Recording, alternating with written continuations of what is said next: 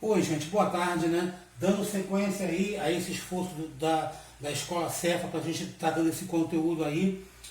Vamos dar sequência no capítulo 8, quando nós começamos a ver ácidos e bases, e vamos dar sequência no capítulo 8, falando sobre sais e óxidos. O que é o sal? O sal é um composto que em solução aquosa, ou seja, em água, ele sofre a dissociação e apresenta pelo menos um cátion diferente de hidrogênio e um ânion diferente de OH. OH nós já sabemos que é uma hidroxila. Essa propriedade faz com que os sais sejam excelentes condutores de corrente elétrica quando em solução aquosa. Então aqui nós temos um sal típico, né, em um metal. Aqui nós temos um cátion e um ânion. Aqui o NaCl, que é o famoso cloreto de sódio, que nós conhecemos como sal de cozinha, o fluoreto de cálcio, flúor e cálcio, e o iodeto de potássio, potássio e iodo. Ok? Aqui nós temos exemplo de outros sais, que é o bicarbonato de sódio, o NaHCO3, nitrato de prata, que é o AgNO3, e o sulfato de magnésio, que é o MgSO4.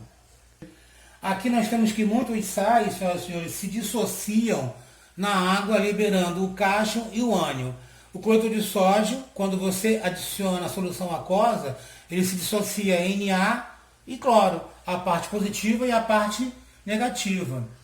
Sulfato de cobre, a mesma coisa, vai sofrer a dissociação em cobre e enxofre. O hipocloreto de sódio, o NaClO, vai ter a dissociação entre o sódio, o cloro e o oxigênio. Então, essa reação é sempre entre o ácido e uma base, que vai produzir um sal. Propriedades que esse sal tem. O sal, ele é um excelente condutor de corrente elétrica, tá? Ele tem a capacidade de se dissociar na água. Entre as principais propriedades que nós temos os sais, eles obviamente geralmente possuem sabor salgado, conduzem corrente elétrica quando em solução aquosa e podem reagir com ácido, com bases e com outros sais ou com metais. Tá? Então essas são algumas características, algumas propriedades que nós temos do sal. Como é que é essa nomenclatura desse sal? Então o nome de um sal é formado seguindo uma regra, o ânion e o nome do cátion. Então, para que você nomeie um sal, você vai ter que dar o nome do ânion, que ele é formado, e o nome do cátion. Nesse caso aqui, NaCl, cloreto, que é do cloro, de sódio. Primeiro vem o ânion, depois vem o cátion. CaSO4, primeiro vem o sulfato, depois vem o cálcio, ok? Então é dessa maneira que você nomeia um sal. Com relação à importância dos sais, por exemplo, nós temos o cloreto de sódio, que na alimentação ele é obrigado por lei à adição de iodo, né, no sódio. O iodo, ele previne, por exemplo, o bócio. Né? Por que o iodo é obrigado por lei a ser adicionado no sal que a gente usa como alimento? Porque o consumo per capita de frutos do mar pelo brasileiro é muito baixo. Então, o consumo desse iodo vai prevenir problemas na tireoide. Né? Outro sal também que nós temos são os nitratos de sódio, que são utilizados na agricultura, na fabricação de pólvora, no enxofre. Nós temos também o carbonato de sódio, que é vendido como barrilha de soda, que fabrica vidro, que fabrica sabão. Nós temos o bicarbonato de sódio, que é muito usado como antiácido estomacal, que neutraliza o excesso de acidez no estômago.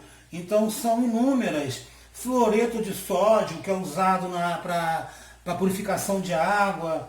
Carbonato de cálcio, né, que é o cal virgem. Né? Sulfato de cálcio, que fabrica giz. Né? Então, são inúmeras as aplicações que nós podemos ter em relação aos sais. Com relação aos óxidos que nós temos, em vias de regra, Os óxidos são substâncias que possuem oxigênio ligado a um outro elemento químico. Eles são compostos binários, isso é, são substâncias formadas pela combinação de dois elementos. Um desses elementos sempre será o oxigênio. Com relação às suas classificações, eles podem ser classificados em 3 grupos: os ácidos, os básicos ou peróxidos. Os óxidos ácidos, também chamados de anidridos, eles se formam a partir da reação com água, originando ácidos. Exemplo, o ácido sulfúrico, H2SO4, se formam a partir do trióxido de enxofre, SO3, na presença de água. Óxidos básicos, nesse caso a reação é com base, que vai levar à formação de um sal e água. Como exemplo, nós temos o hidróxido de cálcio, que provém da reação do óxido de cálcio, né, com a água. Peróxido, esses óxidos possuem 2 oxigênios ligados em si. Exemplo, H2O2, que é a água oxigenada, né? O principal peróxido que a gente utiliza é o peróxido de hidrogênio, que é a famosa água oxigenada. Com relação às propriedades dos óxidos, eles são substâncias que possuem oxigênio ligado a um outro elemento químico.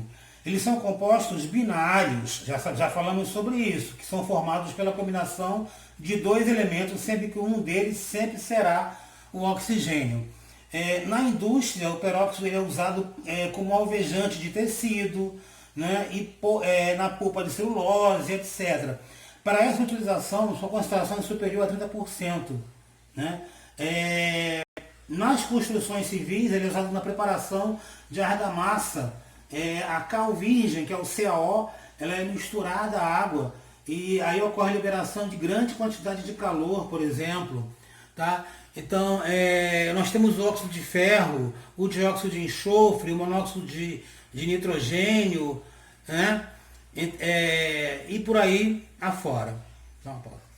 Com relação à fórmula e o nome dos óxidos, a primeira parte e a segunda parte. A segunda parte, como nós falamos, sempre é o oxigênio. Então, o nome desse óxido, geralmente ele é formado, que vai obedecendo a seguinte regra. O nome do elemento da primeira parte da fórmula. Então, nós temos AlO3, óxido de alumínio, Na3O, óxido de sódio, CuO, óxido de cobre. Então, o nome óxido, que é proveniente do oxigênio, vai sempre vir na parte anterior e posteriormente virá o nome do elemento químico que forma ele. E aqui nós já falamos da importância dos óxidos e basicamente é isso, senhoras e senhores. Tá? Nós temos agora aí exercícios para fazer, tá? Que tá sendo enviado para vocês aí. Uma excelente tarde a todos e fiquem em casa e com saúde.